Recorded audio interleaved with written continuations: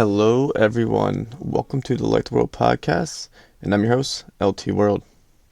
Today, we will be going over modern day feminism, but for those of you who don't know who I am a writer deeply interested in culture and politics and philosophy, and on this channel, we will be exploring topics in a fair way to understand how people approach different issues from all sides.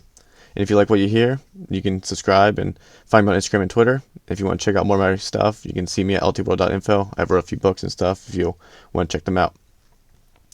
So, today we will be talking about modern feminism and specifically the history of modern feminism. We'll delve into some of the details in another episode.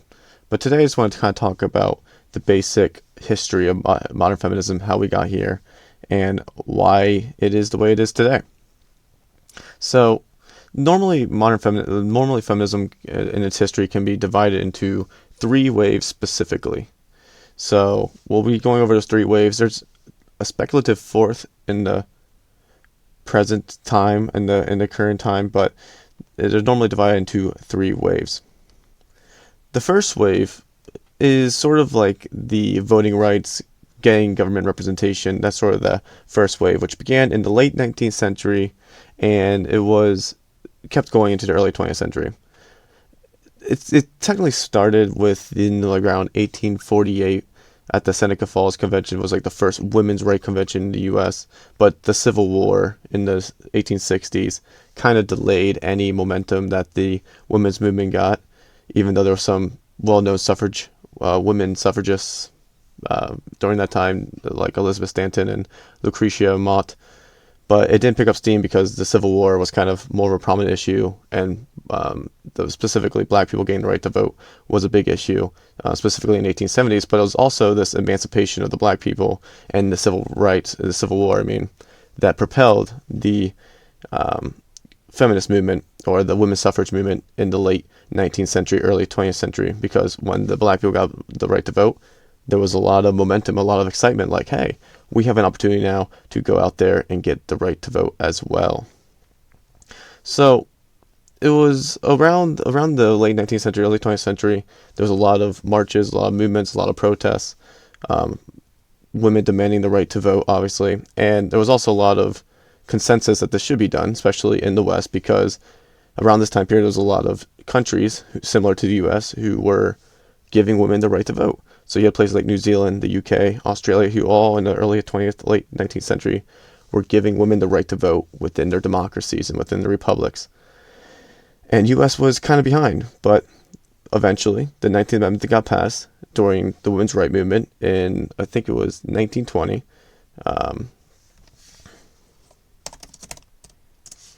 It was in 1920. And so it was a time of great celebration. Now, when they got in 1920, when they got the right to vote, it was following World War One, and this was what kind of pushed, I guess, the U.S. over the line, made it favorable in their eyes. It was that World War One, a lot of women got involved in the workforce. A lot of women were helping out in the country because there was a lot of men and stuff at war, and so a lot of people started appreciating the effort that women were putting in, and they started recognizing more in the public sphere, and it gave them prominence among people. And there were some people like Carrie Catt and Susan Anthony who played a big part in getting the 19th Amendment passed, getting the 19th Amendment recognized, and thanks to their participation in the socioeconomic classes due to World War One and the absence of men, played a big part in them getting the right to vote. So that's the first wave of feminism, and that took place in the late 19th century, early 20th century, and thanks to the civil rights movement, emancipation, Civil War, and then also World War One, it really propelled the women's movement to gain recognition. However, gaining the right to vote was not the only thing that feminists were interested in.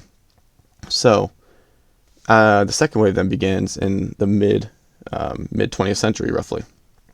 So the first wave primarily focused on government representation, voting rights, but the second wave was primarily focused on social and work-related things.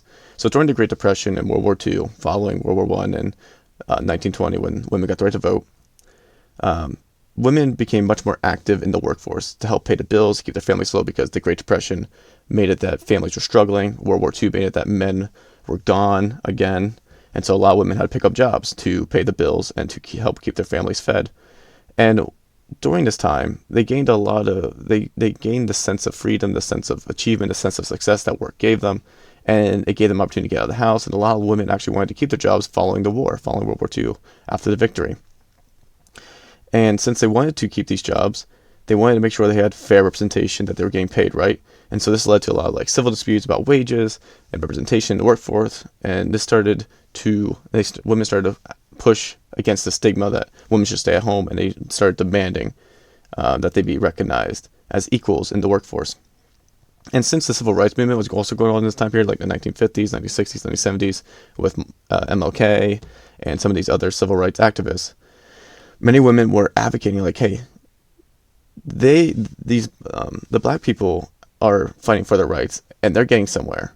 We can do the same. So a lot of women found motivation in teaming up with these civil rights movements to also advocate for their positions, that they should be getting equal pay and they should be getting equal treatment in the workforce. In 1963, then, this all accumulates to 1963, you had the Equal Pay Act, and it was passed through Congress, and it looked like it was going to become like a law, but then it failed to get ratified by the states, so it never became law, but it did get passed through Congress, and this kind of showed the shift in people's mentality about women and how they would be represented and viewed in the workforce. But then in 1972, okay, my bad, actually. And in 1963, the Equal Pay Act was passed, which stated that employers weren't allowed to discriminate pay on the basis of sex. So in 1963, it was in law that no company or business could say, since you're a woman, I will pay you less. The Equal Pay Act said, no, all people need to be paid equal despite their sex. So that was a big movement for the women. That was a big movement for the feminists. And this also then led up to 1972, where women said, yes, you passed a law saying that workforce has to pay us equally, but there's still a lot of discrimination going on in the workforce. We're still not represented as equals. We're still discriminated against as a general basis, not just on our pay. In the workforce, people still have the stigma against women being in the workforce. We demand equal rights, and we demand security and protection. So in 1972, you had the Equal Rights Amendment, which passed Congress, but never became law because it didn't get ratified by the states. And basically what that amendment stated was that women ought to be treated equally in the workforce, and that there shouldn't be any discrimination against women whatsoever. So, but during this time, as I said, there was also a lot of civil rights movements, but one of the things that got brought up during this time was the abortion problem. So obviously, before Roe versus Wade, you had a bunch of court cases leading up to Roe versus Wade, and I would like to cover this. I would like to cover abortion specifically sometime, but you had a lot of cases leading up to Roe versus Wade. Roe versus Wade wasn't the only case regarding abortion and the woman's body and stuff like that. It was just the one that everyone remembers because in 1973, following a year after the amendment that never got ratified, Roe versus Wade went through court, and it was won in favor of abortion, and abortion was finally made legal in the United States of America. And many feminists cheered over this. This decision became it was a big win in their eyes because they've been fighting for liberation, or they've been fighting for freedom, and they've been fighting for like my body, my choice, privacy rights, and now they felt like now they stand a chance. And the reason why they were so like excited about this is that as we talked about, the first wave, they gained government representation through voting. Second wave, they're gaining equal pay and equal representation in the workforce. And now with abortion, it was meant to help them be more equal to men, because now if they get pregnant, they can abort the child and not lose any step in the public life. Meaning, they could, if they would choose to keep that child, it could potentially sacrifice their career or hurt their career. But now that they could have this abortion, they could now stay up the foot with the men and actually surpass them, therefore making them equal, or so it goes. And so that was a big win in the eyes of feminists. But then the second wave comes to a close around the 1990s, and in the 1990s is when the third wave feminism begins. Now, third wave feminism focuses more on minority women and cultural biases. So third wave feminism starts around 1990. It's primarily focused on women of color, other sexualities such as lesbians, and other minorities who were impacted by culture, like maybe Muslims and stuff like that. And this helps sprout out some of things like the Me Too movement, for instance, fighting rape culture, fighting just the general misogyny in the society. This also started a coupling of like feminism with movements like LGBT, and this also started the movement towards intersectionality. And So this brought awareness about how minority women specifically actually are impacted even more by um, by oppression than just white women are. So like they think a lot of the laws that got passed up to this point were helping a lot of white women, but actually a lot of minority women weren't being helped out as much. And so there was this big push for minority women to be brought into the feminist movement and get legislation passed and get social stigmas get rid of that could also help them be equal with everyone in society. But then you have, this also kind of leads into a speculative fourth wave feminism, which is all about intersectionality. This idea that the three waves uh, the three ways are professionally recognized, but the fourth wave is speculative, and a lot of people are saying that there's an intersectionality wave of feminism. It would see how women across all spectrums, including transgender women, so this wouldn't just be biological women, it'd be also like transgender women are oppressed by society in a more critical theory way. So this idea that it's not just socioeconomic status, but there's actually a lot of other factors playing into this, that all these different societal structures, economic structures, and everything is actually all oppressing women, and that it's just not one factor, it's actually many. It's not just a government factor, a societal factor. Actually, there's so many different factors involved, and there's this whole push that there's an intersectionality feminist movement, and they would call this a speculative fourth wave, but it's not professionally recognized yet. The three waves that were mentioned beforehand are, though. So that then leads us to the question: what is modern day feminism?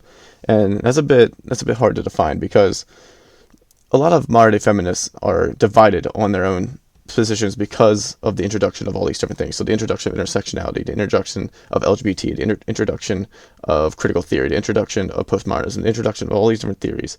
A lot of feminists do not agree on their terms.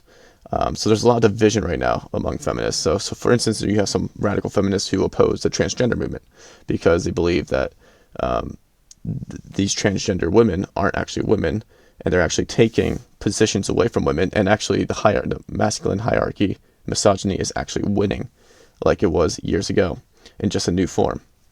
However, there's also a rise of the fourth wave feminists, as we mentioned, who approach everything from an intersectional and critical perspective and believe society as a whole is socially constructed against women and therefore needs to be rebuilt from bottom up.